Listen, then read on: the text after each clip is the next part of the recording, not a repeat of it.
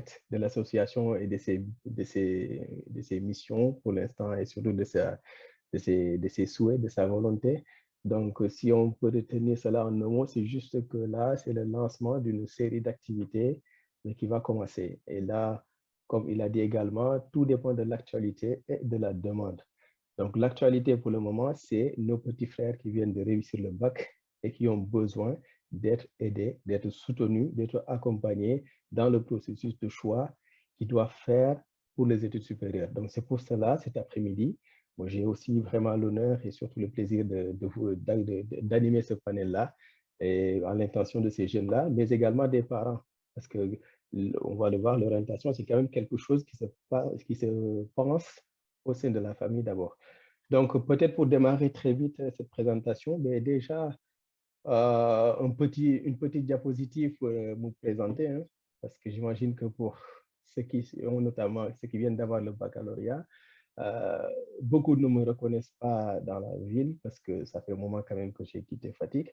L'idée, c'est un peu voilà, de mettre un peu on va dire, un profil sur le visage ou sur le nom. Donc, moi, je suis pas né à Fatick, mais j'ai grandi là-bas. J'y ai commencé mon cycle d'apprentissage à l'école primaire. Oui, c'est Mustapha Bediba. Donc, c'est là où j'ai fait ma classe de CM1, CM2. Puis, j'ai été au collège Khando Diouf, du temps où c'était encore au marché de Fatick, au centre-ville. Et puis, au lycée Koumando Fen, où j'ai eu le bac en 2004, il me semble. Et donc, après le bac, je suis parti à l'université Gaston Berger à Saint-Louis, où je me suis inscrit en anglais. Et après, j'ai eu 3 ans. Après 3 ans là-bas, j'ai eu ma licence pour partir en France, à Toulouse notamment, où je suis d'ailleurs depuis, à l'université Toulouse-Jean Jaurès. Donc, une fois arrivé à Toulouse, j'ai fait principalement 2 cursus de formation. D'abord, j'ai continué pour avoir mon master en anglais, et puis je me suis réorienté. Tiens donc, on va parler de ça notamment. Je me suis réorienté pour aller dans la filière qu'on appelle les sciences de l'éducation et de la formation. Donc, cette discipline-là, aujourd'hui, bon, c'est ce que j'ai poursuivi jusqu'à la thèse, c'est-à-dire le doctorat. J'ai eu mon doctorat ici à l'Université Toulouse-Jean Jaurès. Et j'ai également eu à travailler aussi bien à l'université pendant que je faisais la thèse et après, en tant que chargé d'enseignement. Et surtout maintenant, je suis vraiment, on va dire, un formateur d'adultes dans des instituts de formation de l'éducation et surtout du travail social, ce qu'on appelle les INSPE, et qui sont l'équivalent on va dire, de la faculté, la FASTEF au Sénégal. L'IFRAS, c'est plutôt dans notre domaine du travail social, donc tout ce qui est éducation spécialisée, éducation des jeunes enfants, en tout cas, tout ce qui travaille avec, on va dire, le milieu social. Donc ça, c'est quelque peu mon profil. Par contre, je tiens vraiment, c'est la partie avertissement de ma présentation, je ne suis pas un psychologue conseiller qui s'occupe des questions d'orientation. Donc ça, c'est un avertissement que je souhaite quand même préciser. Je n'ai pas la formation ni les diplômes pour être un conseiller en orientation. Je ne travaille pas non plus dans une structure de conseil ou d'accompagnement dans le domaine de l'orientation. Mais par contre, pour préciser d'où je parle, c'est vraiment une restitution, un retour sur l'expérience, mon expérience d'élève, ancien élève qui a été confronté aux mêmes préoccupations que vous, aux mêmes problèmes que vous à ce stade, et surtout d'étudiants. Parce que comme je vous l'ai dit, quand je suis arrivé à Toulouse, j'ai d'abord fait un cursus en anglais pour avoir mon master, mais par la suite, je me suis réorienté pour vous dire que quelque part aussi, c'est important de savoir quelque peu quels étaient mes problèmes à l'époque, pourquoi j'ai changé de voie, pourquoi j'ai choisi les sciences de l'éducation à la fin de ma formation en anglais, etc. Donc ça, c'est vraiment le retour d'expérience que je souhaite vous transmettre et un peu comment je me suis un peu dépatouillé de cette situation-là qui n'est pas simple à gérer. Mais également, je parle aussi de ma position d'enseignant qui quand même, voilà, j'ai vécu quelque peu au sein de la formation tous les changements qui sont liés, on va dire, à la professionnalisation de l'université, c'est-à-dire qu'à un moment donné, il a fallu faire en sorte que l'université ne fasse pas que de la formation théorique.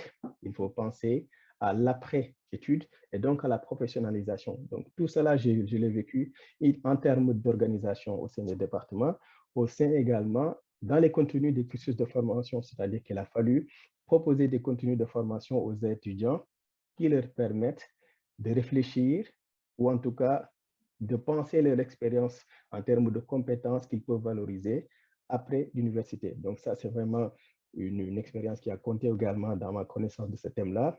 Mais aussi, je parle à partir d'un point de vue de celui de l'universitaire, c'est-à-dire quelqu'un qui connaît quelque peu le débat sur la professionnalisation, qui lit les articles scientifiques à ce sujet-là et en tout cas les thématiques qui sont débattues sur ce sujet de l'orientation. Donc ça, c'est vraiment un peu pour donner un cadre très vite de la position d'où je parle, en tout cas qui je suis, pour ceux qui peuvent se poser la question. Mais n'hésitez pas, on peut avoir un temps d'échange là-dessus par la suite. Donc, j'attaque très vite par rapport à cette question-là de l'orientation, pour faire d'abord un point sur la situation de l'orientation au Sénégal. Alors, ce qu'il faut savoir, c'est qu'au Sénégal, il y a bien un service dédié qui s'occupe de l'orientation scolaire et professionnelle. Ce service, il s'appelle le Centre national d'orientation scolaire et professionnelle, le CNOSP.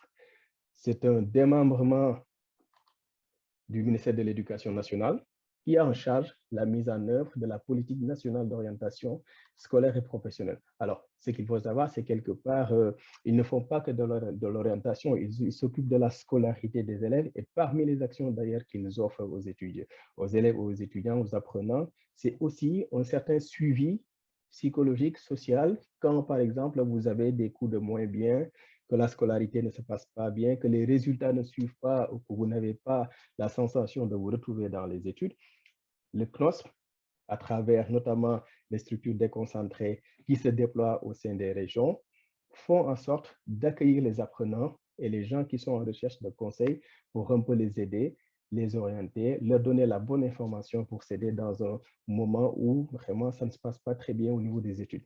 Donc ça, c'est un peu la structure qui s'en occupe. Donc vous avez au Sénégal 16 CAOP, c'est-à-dire les structures déconcentrées qu'on appelle les centres académiques d'orientation scolaire et professionnelle. Vous en avez 16 qui correspondent au nombre d'académies qu'il y a au Sénégal. Donc, dans chacune de ces académies-là, dans chacun de ces CAOSP, vous avez des conseillers en orientation. C'est des psychologues conseillers. Dans chaque région, vous en avez entre, on va dire, 5, 6, 8 jusqu'à 10. Ça dépend de l'ampleur et surtout du nombre d'inscrits, du nombre d'élèves dans la région. Et donc, à Fatick, vous avez celui qui se trouve notamment à l'ex-inspection d'académique. Alors, pour ceux qui sont de ma génération, on parlait à l'époque de CROSP, Centre régional d'orientation scolaire et professionnelle. Donc, vous avez le contact, vous avez une page Facebook que vous allez pouvoir aller visiter et qui vous permet quand même d'avoir des informations sur les concours. J'ai fait un tour là-bas, vous avez des informations sur ce qu'ils font en termes d'activité, notamment les concours, les conditions qu'il faut remplir, les délais pour déposer à certaines publications, en tout cas appel à candidature. Donc, vous avez leur contact. N'hésitez pas à aller vers eux parce que ce sont des professionnels qui se déploient au sein des régions, dans les académies, pour un peu vous accompagner dans ce choix-là. Alors, qu'est-ce qu'ils font plus concrètement?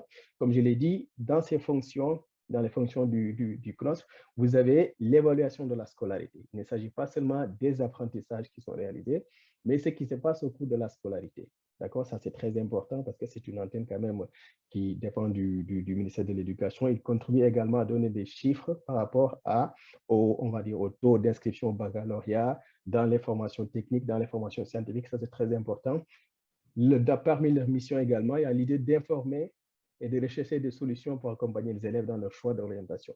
Et ça, principalement, c'est, on va dire, le palier d'information qui concerne les élèves qui sont en classe de troisième ou de baccalauréat. Donc ça, il faut le savoir. Et en fait, pour mener à terme ces activités-là, vous avez un certain nombre de services, des activités qu'ils proposent. D'abord, ce qu'il faut savoir, c'est qu'il y a un site dédié que je vais vous mettre, dont je vais vous communiquer le lien.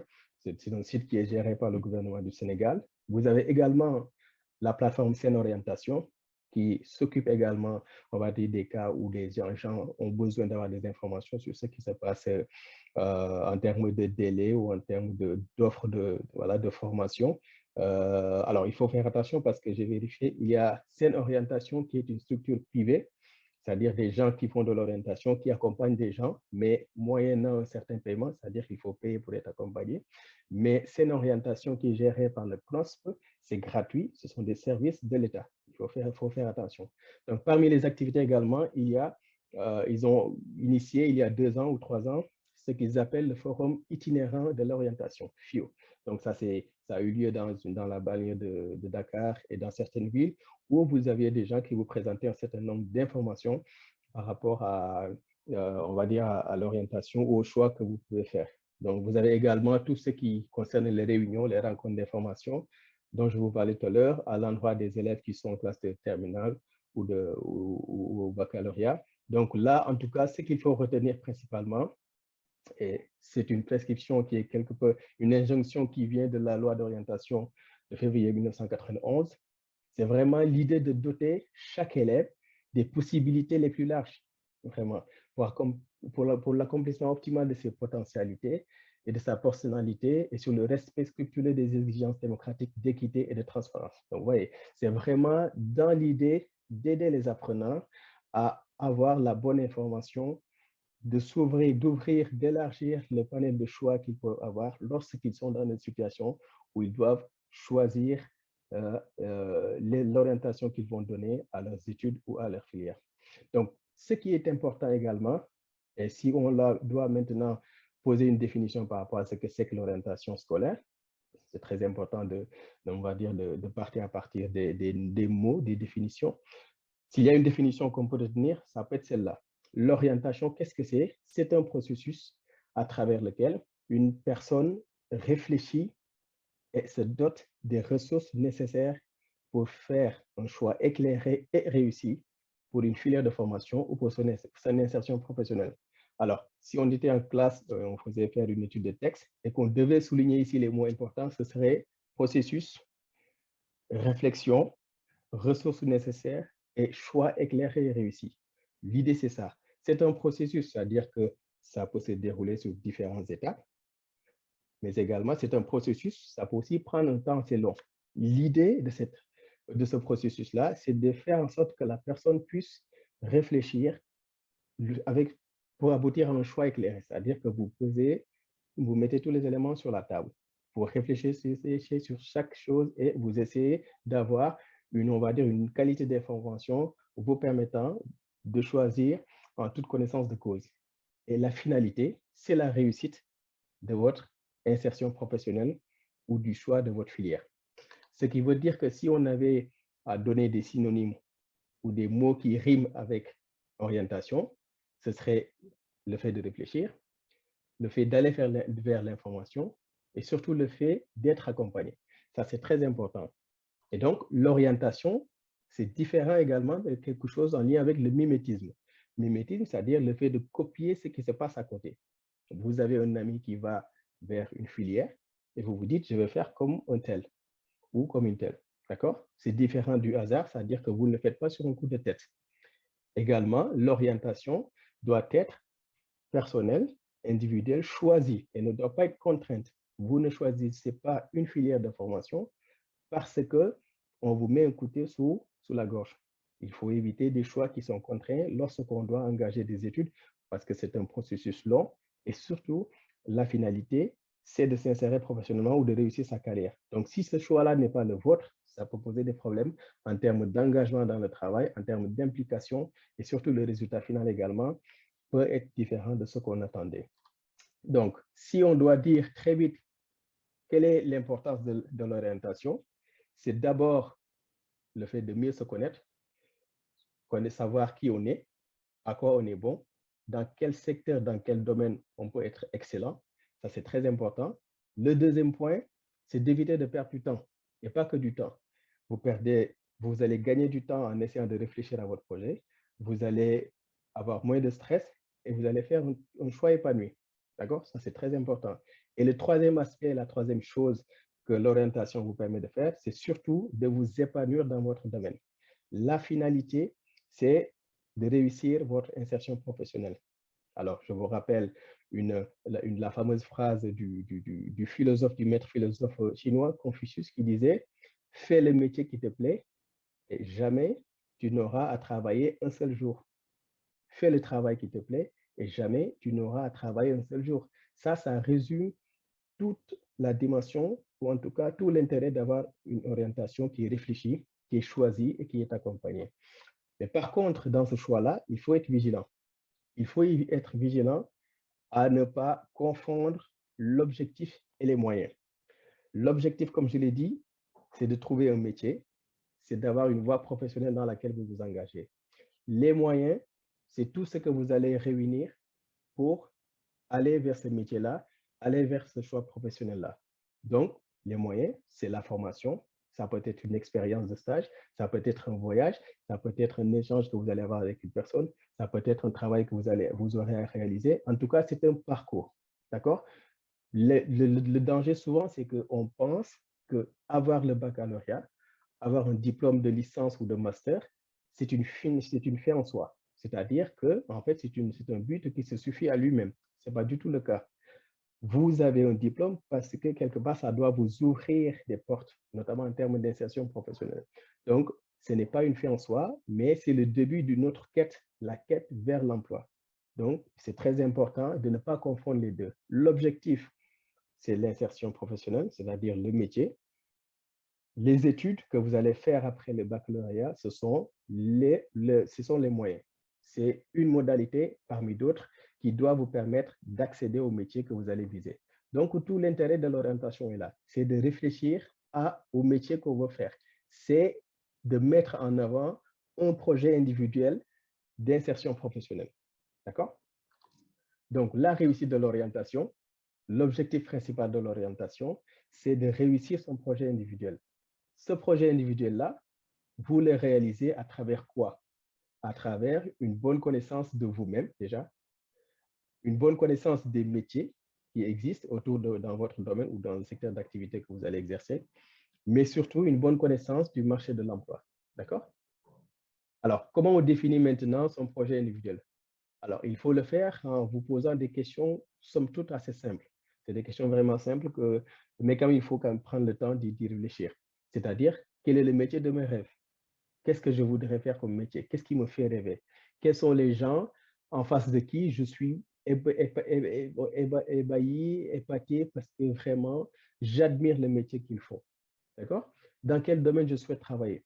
Est-ce que c'est dans le domaine de l'ingénierie financière? Est-ce que c'est dans le domaine du bâtiment? Est-ce que c'est dans le domaine de la couture? Est-ce que c'est dans le domaine de la biologie? Etc., etc. Donc, vous vous dites, quel est le domaine qui m'intéresse pour, en tout cas, travailler, pour m'exercer professionnellement? Et aussi, vous pouvez vous dire, qu'est-ce que je veux faire de ma vie? D'ici 5 ans, d'ici 6 ans, vous avez des caps comme ça. Bon, là, j'ai pris 5 ans, 6 ans parce que c'est le temps que vous devez faire pour passer un diplôme normalement. Vous vous dites, et à la fin de ma formation, une fois que je suis sorti de mon centre de formation, que ce soit l'université ou les instituts de formation, qu'est-ce que je veux faire de ma vie? Donc, vous vous dites, vous mettez là et vous vous projetez dans les 6 prochaines années à venir. Ou alors, vous vous dites, dans 10 ans, quelle serait ma vie? Quelle vie je veux mener? Et là, ça vous permet de partir de quelque chose. Vous allez commencer à structurer ce qu'on appelle un projet individuel. D'accord? On va entrer dans le détail maintenant. Comment on structure un projet individuel? Le projet individuel, vous le structurez à travers 3 choses dont j'ai parlé tout à l'heure. Vous réfléchissez sur vous-même, vous réfléchissez sur les métiers qui vous intéressent et vous réfléchissez aux perspectives sur le marché de l'emploi. Ça, c'est très, très important. Donc, le projet individuel se construit en ayant, on va dire, 3 sortes de lumières, 3 lampes, 3 projecteurs que vous lancez sur vous-même. Qui suis-je? Quel est le métier qui me plairait? Et qu'est-ce que le marché de l'emploi nous propose? D'accord? Alors, donc, à partir de là, maintenant, dans les prochaines diapos, ce que je vais faire, c'est je vais prendre chacun de ces 3 éléments-là, de ces 3 points-là, je vais les détailler pour vous montrer d'abord qu'est-ce qu'on entend par le fait de réfléchir sur soi-même et surtout comment on peut réfléchir sur soi-même. D'accord? Et je ferai cela sur tous les 3 éléments, sous les 3 projecteurs que je vous montre ici. Donc, c'est parti. Par rapport à la réflexion sur soi-même, sur le point qu'on doit faire sur sa personnalité, en quoi cela consiste-t-il? C'est le fait de réfléchir sur ses centres d'intérêt. Qu'est-ce qui m'intéresse? Est-ce que je suis plutôt quelqu'un qui est branché, on va dire, technologie? Est-ce que je m'intéresse à l'actualité politique? Est-ce que je suis quelqu'un qui, on va dire, aime l'histoire, aller lire ou faire creuser une question donnée du point de vue de l'histoire? Est-ce que ce qui m'intéresse, c'est de me déplacer dans les pays ou visiter certaines zones et rendre compte de ce qui se fait là-bas, etc., etc. Donc, essayez de cerner, vous, les choses qui vous font plaisir. Ça, c'est très important. Les centres d'intérêt que vous avez dans la vie, qu'est-ce que c'est? Dans quel domaine, dans quelle direction cela va? Après avoir réfléchi sur ça, vous pouvez aussi réfléchir sur ce que vous faites à l'école. Quel est votre parcours scolaire? Quelles sont vos matières favorites? Quelles sont les disciplines où vous excellez? Là où vous êtes bon à l'école, qu'est-ce que c'est? Quelles sont ces matières-là? Parce que finalement, vous allez faire un choix d'orientation en lien avec les études qui s'offrent à vous en fonction de vos résultats scolaires. Donc, c'est très important de réfléchir sur votre profil d'apprenant. OK? Vous pouvez également réfléchir sur les traits de personnalité. Comment vous êtes? Comment les gens vous décrivent? Est-ce que vous êtes de nature plutôt timide? Est-ce que vous êtes plutôt du genre à aller vers les gens facilement? Est-ce que dans un groupe d'amis, vous êtes celui qui mène la baguette, celui qui un peu voilà, lance les débats, les discussions? Est-ce que vous allez facilement, vraiment, vous avez le commerce facile, comme on dit, etc. Ça, c'est des choses très importantes parce que finalement, le professionnel qu'on sera, c'est aussi défini par la personnalité que l'on a. Ce qu'on apporte au groupe, ce qu'on apporte au collectif, c'est ce que l'on est au fond de nous. Donc, les traits de personnalité, c'est très important par rapport à l'exercice de certains métiers.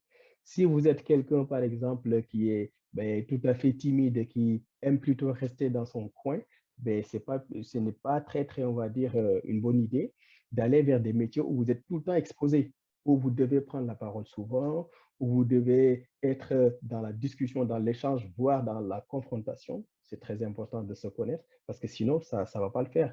Vous allez vivre un calvaire à travers votre fonction. D'accord? Également, réfléchir sur les freins et les moyens. Mais à ce stade-là de votre vie, mais si vous devez faire des études sur 5 ans, sur 6 ans, est-ce que votre situation personnelle, familiale, relationnelle, affective vous permet de le faire? Est-ce que pour aller à l'étranger, vous avez les fonds nécessaires, les finances nécessaires? Est-ce que pour aller suivre un cursus de formation, vous avez les contacts de l'établissement? Ou alors si vous avez le temps pour apprendre tel que c'est attendu dans cette formation-là? D'accord? Ça, c'est des choses qui concernent les freins et les moyens. D'accord? Réfléchissez sur le long terme, sur certaines exigences de certains métiers ou de certains cursus de formation et dites-vous en fait, est-ce que vous avez les moyens objectivement, c'est-à-dire si vous enlevez la partie, on va dire, affective, est-ce que vous avez les moyens de suivre le parcours de formation? Si c'est un métier ou en tout cas si c'est une formation qui exige de vous d'être tout le temps dans un travail constant avec les livres, avec les exercices à faire, est-ce que vous avez le temps? Est-ce que vous avez l'envie? Est-ce que vous avez l'énergie pour le faire, etc. Si vous avez besoin de dormir, par exemple, 7 à 8 heures par jour, c'est difficile d'aller dans des cursus de formation où vous avez constamment besoin de travailler. Vous travaillez jusqu'à 15 heures par jour, par exemple. Donc ça, c'est des choses dont il faut être conscient, etc. Donc, vous avez vraiment ces points-là qu'il faut aller détailler, essayer de voir en quoi vous êtes fort, quels sont mes défauts, etc. Donc, ça, c'est la personnalité. Comment on peut arriver à avoir des informations sur ça?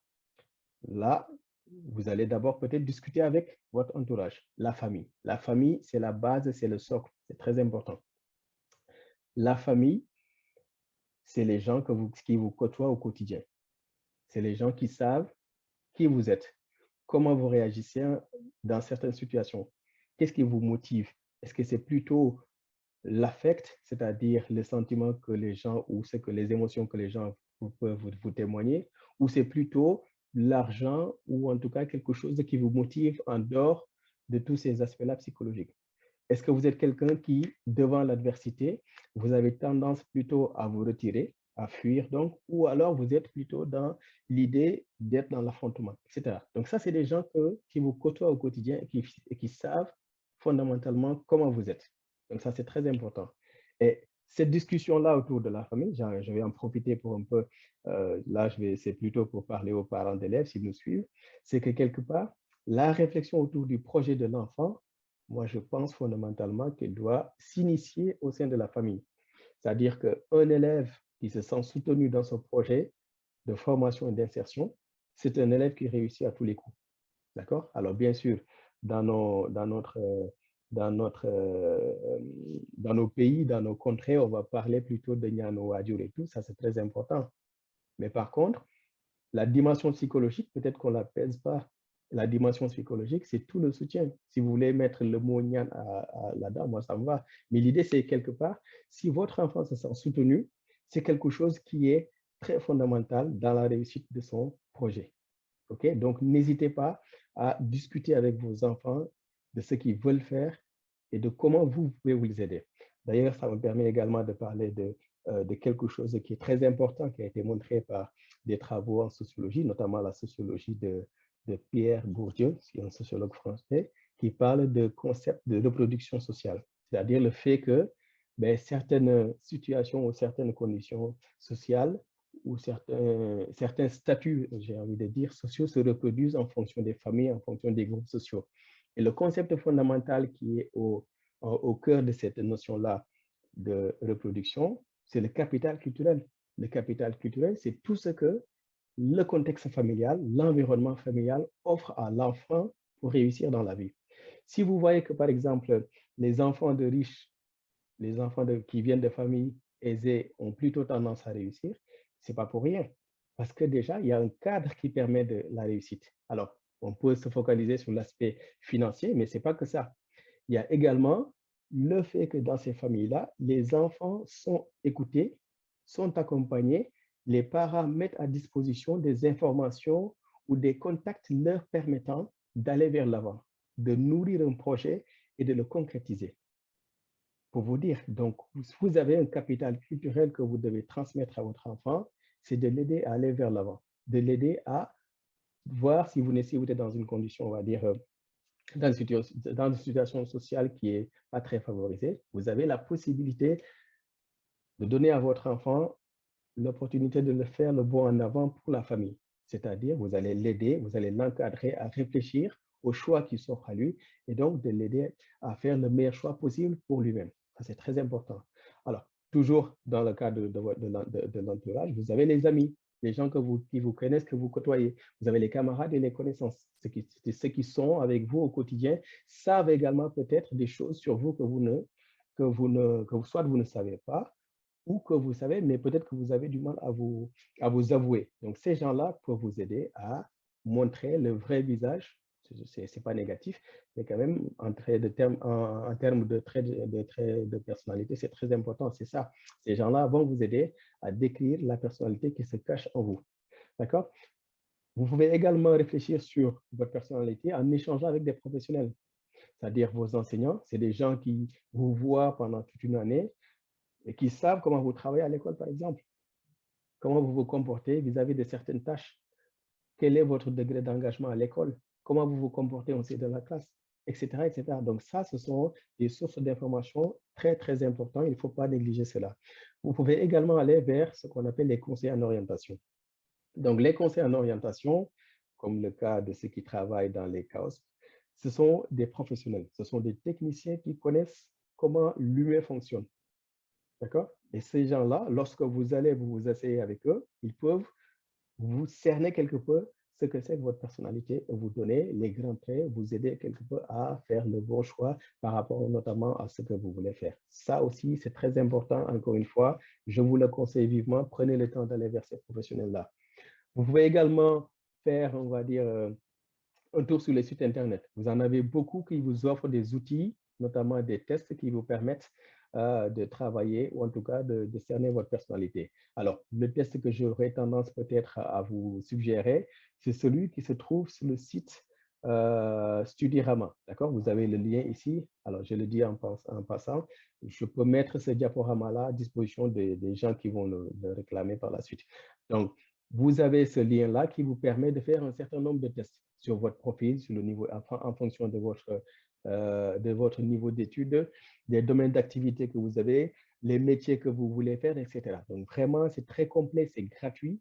Vous y allez, vous faites un test et vous avez, en fonction des données que vous donnez, vous allez offrir au site, il vous donne à voir un certain nombre de choses par rapport au métier que vous voulez faire, par rapport à votre personnalité, ce que vous êtes, etc. Donc ça, c'est très important à ne pas négliger.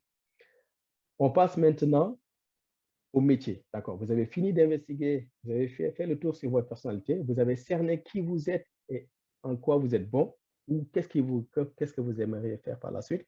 Maintenant, il faut aller vers les métiers. Qu'est-ce que ça veut dire investiguer les métiers? C'est de connaître les secteurs d'activité. D'accord? Tel métier que je fais, si je veux faire ingénieur conception en aéronautique, c'est le secteur d'activité qui concerne l'ingénierie, le domaine de l'ingénierie, mais le secteur d'activité, c'est l'aéronautique, par exemple, etc. Donc, si vous allez là-bas, sur certains sites, vous êtes en capacité d'avoir des informations sur les secteurs d'activité. Donc, si vous êtes plutôt bon avec la machine, avec la conception, vous vous dites, je veux devenir ingénieur en aéronautique, allez plutôt vous renseigner sur ce secteur d'activité-là. Comment ça se constitue? Quels sont les différents métiers? Parce que des fois aussi, et ça, ce sont des informations que les conseillers psychologues peuvent vous donner, ils ont une connaissance assez large des types de métiers en fonction des secteurs d'activité.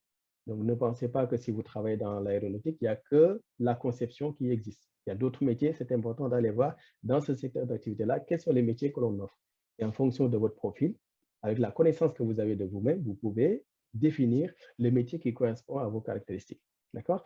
Vous allez aussi vous informer sur les tâches et les missions du métier.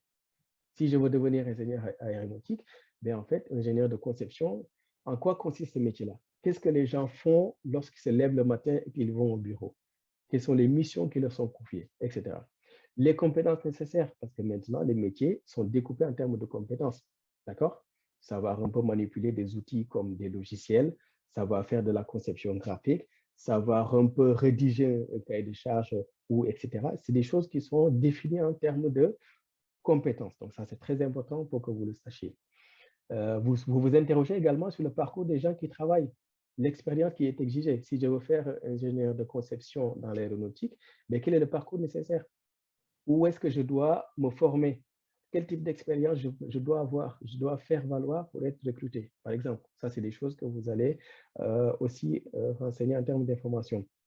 Interrogez également le métier. Mais quels sont ses atouts? Qu'est-ce que ça offre comme avantage de travailler dans tel métier? Je vais être médecin. Quels sont les atouts du fait d'être médecin? Quels sont les inconvénients? Qu'est-ce que ça m'empêche de faire des fois? Qu'est-ce que je ne peux pas faire lorsque je suis dans ce métier-là, etc. Ça, c'est très important. Donc maintenant, comment arriver à avoir des informations sur ça?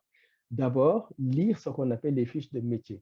D'accord? Si vous allez sur Internet, si vous allez au KOSP dont je parlais tout à l'heure, vous avez des catalogues, vous avez des brochures qui vous montrent les métiers et les caractéristiques de ces métiers-là, les exigences. Ça, c'est très important d'aller voir. Vous avez également la possibilité d'aller vérifier ce qu'on appelle les fiches métiers, les fiches ROM. Je vais vous montrer tout à l'heure ce que c'est. Alors, je vais le faire très vite. Oui, alors, du coup, je vais continuer peut-être pour finir ça. Et vous avez également, pour vous informer sur les métiers, la possibilité de faire ce qu'on appelle des enquêtes métiers. C'est-à-dire, vous allez chez des professionnels, des gens qui sont dans le domaine. Vous connaissez, vous voulez être infirmier, vous voulez être médecin, vous voulez être un sociologue, vous voulez devenir professeur dans une matière. Allez voir le professeur de maths, par exemple, ou d'histoire-géographie qui est dans le lycée. Vous interrogez cette personne-là sur son métier. Qu'est-ce que c'est? Comment il a fait pour arriver à exercer ce métier-là, etc. Si vous voulez faire la médecine, c'est pareil, d'accord? Alors, n'ayez pas de scrupules, ne soyez pas gênés pour aller demander. Très souvent, les gens sont assez contents, assez ouverts pour discuter de leur métier, de ce qui constitue leur parcours, des diplômes qu'il faut avoir, de l'expérience qu'il faut avoir pour exercer dans ces métiers-là. Comment on doit être pour être un bon enseignant de mathématiques, par exemple? Qu'est-ce qu'on doit faire comme formation pour être médecin, pour être un dentiste, pour être ophtalmologue, etc. Donc ça, regardez dans votre entourage, vous avez des gens qui connaissent quelqu'un qui connaît quelqu'un. Ou c'est même des fois des membres de votre famille. Ne pensez pas juste que vous connaissez parce que oui, c'est un grand frère, il a fait tel cursus pour devenir médecin. Allez lui poser des questions. Posez-lui des questions sur son parcours, sur ce qu'il fait au quotidien, sur comment il en est arrivé à exercer ce métier-là. Ça, c'est très important. Donc ça, ce sont les enquêtes métiers. Vous avez également la possibilité de faire des observations dans les entreprises. Vous allez dans un hôpital, vous demandez à passer une journée avec le médecin-chef de district ou le major. Vous allez lui demander, oui, je veux juste regarder ce que tu fais au quotidien.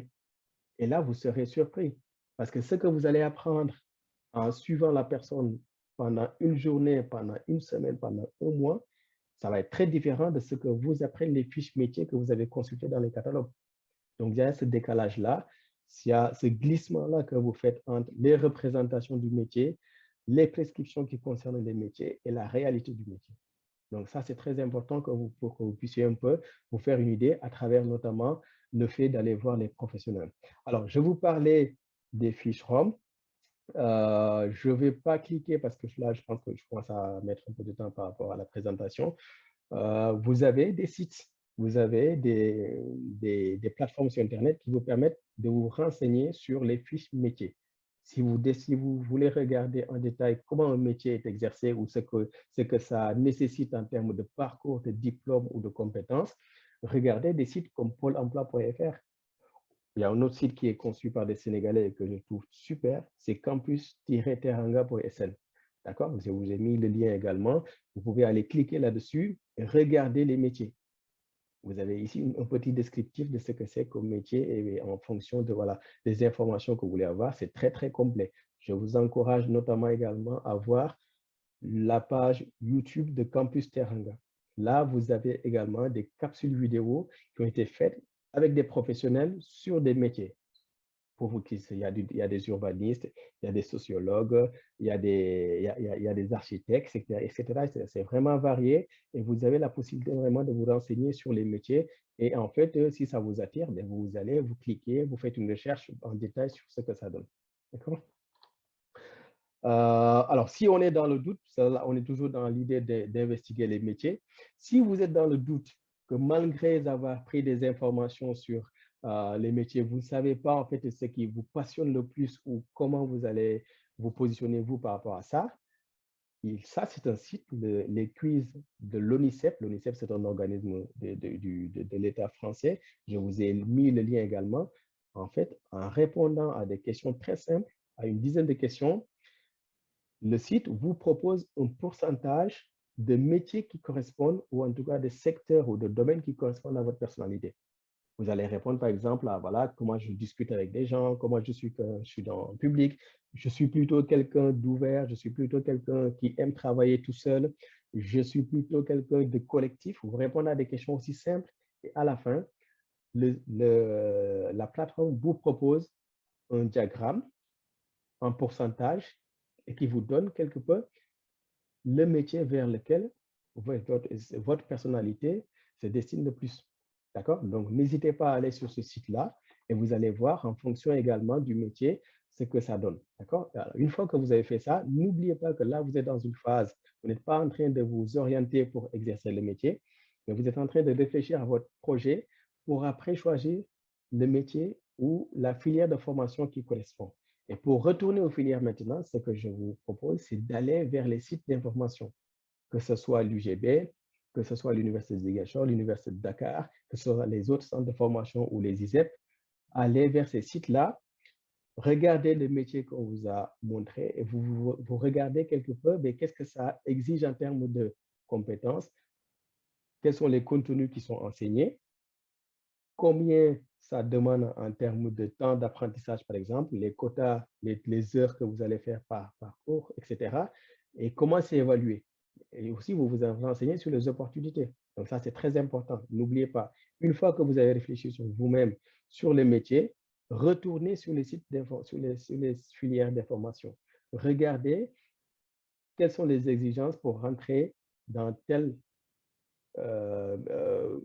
filière de formation. Et qu'est-ce que ça existe pour travailler dans cette filière-là? D'accord? Qu'est-ce que l'on exige pour y entrer? Comment l'apprentissage est conduit dans cette filière-là? Ça, c'est très important.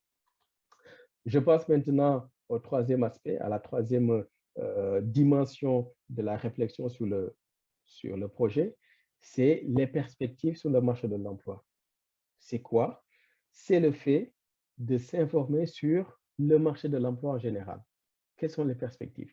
Comment ça se présente en termes de, par exemple, est-ce qu'il y a des entreprises qui recrutent? Si, par exemple, je veux être dentiste, est-ce qu'il y a assez de structures au Sénégal ou dans l'étranger qui peuvent m'accueillir, où je peux faire un stage, où je peux m'insérer professionnellement, etc. Combien sont-ils? D'accord? Parce que si vous avez des fois, souvent c'est la difficulté, c'est de se faire une idée claire du nombre de boîtes qu'il y a, d'entreprises qu'il y a par rapport à la formation que j'ai. Je discutais avec Nas tout à l'heure, il m'a dit qu'il y a un ami à lui, ou en tout cas une connaissance, qui a fait une formation en commerce, mais après il s'est dit, ben, finalement, qu'est-ce que je vais faire? À part créer une boîte pour exercer, on va dire, dans ce métier-là, il n'a pas d'opportunité par rapport aux entreprises où il peut travailler. Et ça, c'est parce que peut-être en amont, au début, la personne n'a pas assez réfléchi sur la finalité de ses études. Quand j'aurai fini de faire ma formation en commerce, dans quelle boîte, dans quelle entreprise je pourrais travailler? Et c'est pour ça que c'est très important d'y penser dès le début. Donc ça, c'est une première chose. Vous réfléchissez également sur les projections futures dans le domaine. Est-ce que si je fais un diplôme en commerce international, ben, est-ce que j'ai la possibilité d'être recruté au Sénégal? Qu'est-ce que le marché de l'emploi nous offre à ce niveau-là? Est-ce qu'il y a des groupes qui sont ouverts au recrutement sur place? Ou alors il faudra aller démarcher à l'étranger, etc., etc. Donc ça, c'est très important. Regardez les projections, comment se présente le marché de l'emploi à, on va dire, à ce stade-là, aujourd'hui, et d'ici 2 ans, d'ici 3 ans, est-ce qu'il y a la possibilité que le nombre d'appels à candidature, le nombre d'emplois que offre ce métier-là disparaisse, augmente ou soit un peu en baisse? Posez-vous ces questions-là. Parce que si, je vous donne un exemple, là au Sénégal, on parle beaucoup de pétrole, etc. Donc là, peut-être que dans certaines années, ben, tous les métiers qui vont tourner autour des hydrocarbures vont peut-être connaître un boom au Sénégal. Donc c'est important de pouvoir se projeter. Lorsque vous aurez fini votre diplôme dans 2 ans, dans 3 ans, dans 4 ans, est-ce qu'il y aura de l'emploi dans ce domaine? Donc ça, ce sont les projections. Regardez aussi les besoins en main-d'œuvre. Si les gens recrutent, mais combien ils recrutent par année, par exemple, ou par mois, ou à chaque cycle? Dans 6 mois, est-ce que les gens auront besoin d'une main-d'œuvre ou pas du tout? Donc, il faut se poser la question. Posez-vous aussi des questions sur les recruteurs. Qui sont les gens qui recrutent? Est-ce que ce sont des entreprises? Est-ce que ce sont des intérims, c'est-à-dire des boîtes qui recrutent à la place des entreprises? Ou est-ce que ce sont des individus? Est-ce que ça passe par le bouche à oreille? Est-ce qu'il faut attendre que ce soit publié au journal officiel? Est-ce qu'il faut aller sur des sites d'information pour avoir ces informations-là? Est-ce qu'il faut aller taper à la porte des entreprises pour être recruté ou pour savoir ce dont ils ont besoin? Ça, c'est des choses importantes qu'il ne faut pas négliger. Également, les types de contrats. Est-ce que ce sont des contrats plutôt, on va dire, de type CDI, c'est-à-dire qui durent ben, aussi longtemps que vous êtes capable de travailler? Ou alors, c'est des contrats plutôt courts. Ça dure sur 6 mois, sur 1 an, sur 2 ans, etc. Réfléchissez à ça.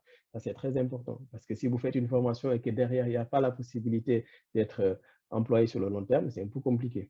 OK? Comment vous pouvez faire ça? D'abord, consultez tout ce qui est rapport sur la situation de l'emploi.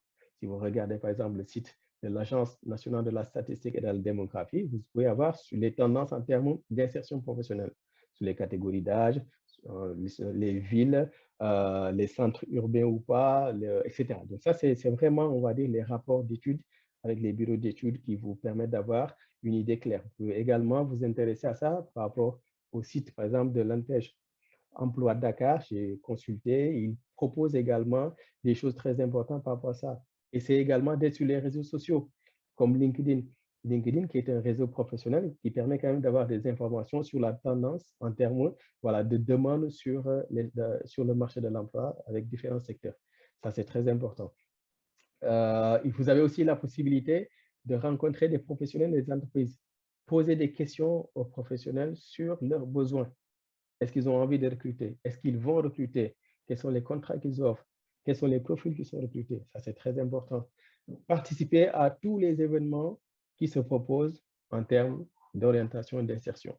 S'il y a un forum, s'il y a des gens du chaos qui vous proposent un séminaire ou en tout cas une rencontre de formation, allez-y. C'est toujours important. Vous allez avoir un contact qui vous dira des choses, qui répondra à vos questions.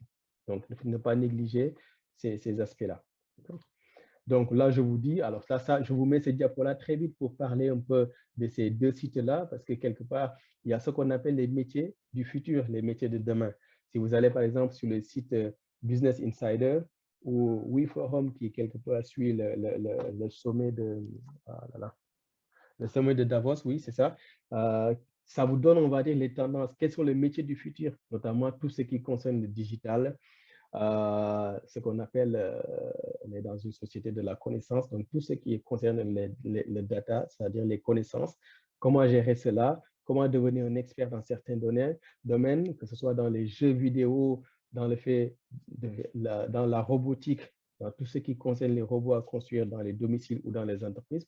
Vous voyez, par exemple, qu'avec la COVID, beaucoup de gens ont travaillé à distance. Il y a beaucoup d'outils qui ont été exécutés, qui ont été travaillés par rapport à qui ont été mis en œuvre avec ce contexte-là. Donc ça, c'est très important que vous sachiez quelles sont les perspectives par rapport au métier du futur avec le marché mondial qui est globalisé, avec un contexte qui est tout le temps changeant.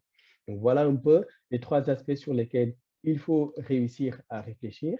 Je termine avec 2 diapositives. La première, celle-ci, c'est un peu qui résume ce qu'il faudrait faire en termes d'insertion. D'accord? Donc là, pour un peu réfléchir aux filières que vous devez choisir dans les études, il faut vous dire que le choix des études, le choix de la filière que vous allez choisir maintenant, la filière que vous allez choisir dépend de votre projet d'insertion professionnelle. D'accord? Je le répète, ne prenez pas les études, la ville où vous voulez étudier, l'établissement où vous voulez étudier comme une finalité. Ce n'est pas une fin en soi. Aller étudier à l'UGB ou à Dakar, à l'ISM, etc., ce n'est pas le plus important. Le plus important, c'est de définir déjà le métier dans lequel vous voulez travailler. D'accord? Une fois que je définis mon projet d'insertion, comment je définis cela? C'est ce dont on a beaucoup parlé. Je définis mon projet en faisant un travail sur moi, en enquêtant sur les métiers et en enquêtant également sur les besoins de l'emploi. Donc, ici, vous avez se positionner individuellement. Moi, je regarde quelles sont mes aptitudes, quelle est ma personnalité, quels sont mes centres d'intérêt, quelles sont mes qualités, quelles sont mes faiblesses, qu'est-ce que le sens de la réussite pour moi? Qu'est-ce que réussir veut dire, par exemple? D'accord? Vous réfléchissez sur le métier, vous vous informez sur cela, le niveau de diplôme exigé, l'expérience professionnelle qui est exigée, les activités qui constituent le cœur du métier, les atouts et les inconvénients de pratique de tel métier, etc. Et après, le bassin de l'emploi, qu'est-ce que c'est? D'accord? Ça, c'est très important. C'est l'idée de se projeter par rapport au marché mondial qui change. D'accord? Le marché de l'emploi tel qu'il se présente avant et après la COVID, vous voyez que ce n'est pas du tout la même chose. Il y a certains métiers qui apparaissent. Il y a, avec la société de connaissances, il y a des métiers qui disparaissent. Donc, c'est très important, par exemple, un comptable ou on va dire un chargé de recrutement dans une boîte, mais en fait, il ne va plus venir recevoir des gens, prendre des CV, là, par format papier et autres. Il recrute par d'autres moyens. D'accord? Ça, c'est des choses qui montrent qu'il y a une évolution sur le marché du travail et sur les conditions du travail. Donc, c'est très important d'avoir ça en tête. Et enfin, je choisis la filière et le parcours les plus adaptés pour le métier que je vise. D'accord? Je définis mon projet d'insertion. Je cherche des informations sur moi-même, sur les métiers et sur le marché de l'emploi. Et je regarde la filière ou le parcours qui est plus adapté pour moi pour faire ce métier-là. D'accord? Et il ne faut pas le prendre à l'envers ou le fait d'avoir une fixation sur un établissement donné ou sur une ville donnée. Donc ça, c'est une erreur à éviter. Je finis avec cette diapo-là, c'est-à-dire, bon, là, quand même, vu que je parle à mes petits frères, ça, c'est les conseils des grands frères que je vous ai compilés. Il y en a 5. Je ne vais pas les détailler, on va dire, mais quand même, je vais les lire avec vous. D'abord, ce qu'il faut avoir en tête, c'est que quelque part, il faut avoir l'habitude de vous fixer un but, que ce soit sur le court terme ou sur le moyen terme. Essayez d'avoir un projet de vie. Définissez le projet de vie. Ne le laissez pas au gré du hasard ou entre les mains d'une personne. C'est à vous de vous dire, moi, je veux être ça dans ma vie et je vais remplir les conditions pour devenir ce que je souhaite être. Ça, c'est très important. La deuxième chose, c'est d'aller vers l'information utile. Et ça, c'est un peu tout ce que vous devez faire, c'est-à-dire utiliser utilement le temps de connexion que vous pouvez avoir sur Internet. Alors oui, chacun vit avec son temps, son époque. Vous allez avoir besoin de vous connecter sur TikTok, sur Instagram, sur Facebook. OK, pourquoi pas. Mais dites-vous que la connaissance, le savoir n'a jamais été aussi accessible pour tout le monde que maintenant. Vous avez plusieurs sites pour aller chercher une information que vous pouvez valoriser dans votre CV ou dans votre parcours. Donc, allez chercher cette information-là. Troisième point, faites-vous accompagner par des professionnels. Dans le cadre de l'orientation, je vous parlais tout à l'heure de l'importance d'aller vers les centres académiques d'orientation scolaire et professionnelle. Ça, ce sont des professionnels de l'orientation. Allez vers eux, ils vont vous donner cette information-là dont vous avez besoin pour aller vers l'avant. Ça, c'est très important. Alors, c'est ça, je vous parle de l'orientation, mais c'est dans tous les domaines. Si vous voulez devenir quelque part, je ne sais pas, un graphiste ou un infographe, allez demander un professionnel de ce métier-là. Posez-lui des questions, cherchez ses conseils, cherchez à apprendre auprès des gens. Ça, c'est très important. Okay? Quatrième point, développez vos connaissances et compétences à l'école et en dehors. D'accord? Le cursus de formation, c'est une chose. Ce que vous apprenez à l'école, à l'université, c'est une chose. Mais en dehors de l'école, il y a des canaux, il y a des moyens pour apprendre. Et bien souvent, et d'ailleurs ça c'est très important que vous le sachiez maintenant, très souvent, le recrutement maintenant, c'est-à-dire qu'il y a sur une ouverture de poste, il y a un appel à candidature, il y a presque 1000 personnes qui candidatent. Comment faire pour choisir le meilleur profil? Le plus souvent, les gens viennent avec des compétences égales, c'est-à-dire ils ont fait le même cursus, ils ont le même âge. La différence maintenant, c'est de se dire qu'est-ce que la personne peut apporter de plus à la boîte ou à l'entreprise. Et ça, ce qui permet de le faire, c'est tout votre engagement à côté des études. Engagement associatif, engagement citoyen, des compétences que vous allez acquérir. Je parlais de l'information utile. Si vous prenez le temps, il y a beaucoup de sites qui vous permettent de construire des compétences. Vous avez Open Classroom, vous avez Coursera, vous avez YouTube. Si vous allez vous initier à un domaine, à une compétence donnée, allez-y. Cherchez cette compétence-là, mettez-la, valorisez-la dans votre CV. Ça, c'est très important. C'est ça qui va faire que votre profil va être détonnant, va sortir du lot lorsque les gens vont vous examiner votre profil. D'ailleurs, j'en profite, je parlais à une cousine récemment, elle m'a dit qu'elle a été recrutée par une école prestigieuse pour aller suivre sa formation à l'étranger. Et en fait, ils ont beaucoup insisté lors de l'entretien sur les activités extrascolaires. À part tes études, qu'est-ce que tu fais? Donc, ça, c'est très important. Ça veut dire que dans certains domaines, les gens vont chercher à savoir, mais en fait, peut-être en tant que citoyen du monde, qu'est-ce que vous êtes capable d'apporter au collectif, à la communauté. Donc, ça, ce sont des compétences que vous n'aurez pas à l'école, mais que vous allez forger en essayant d'avoir, on va dire, une activité à côté de l'école. Et pour finir, soyez le meilleur dans votre domaine, dans toutes les situations. On va chercher à prendre, à sélectionner les meilleurs, les 3 meilleurs, les 5 meilleurs. Dans tous les cas, lorsque vous n'êtes pas dans ces 5 meilleurs-là, dans ces 3 meilleurs-là, on ne prête pas attention à votre profil. Donc, même si c'est un domaine assez basique, cherchez à être parmi les meilleurs. Sinon, vous n'êtes pas sélectionnable. Parce que quand même, on est quand même, on va dire, dans les lois de la nature. Ce sont les plus forts, ce sont les plus résistants, ce sont ceux qui détonnent qui vont être sélectionnés. Donc, soyez le meilleur dans votre domaine et dans tous les cas, vous allez pouvoir réussir votre vie professionnelle par la suite. Donc, voilà un peu ce que je voulais partager avec vous. On se laisse quelque peu, on va dire, une demi-heure, 30 minutes maximum.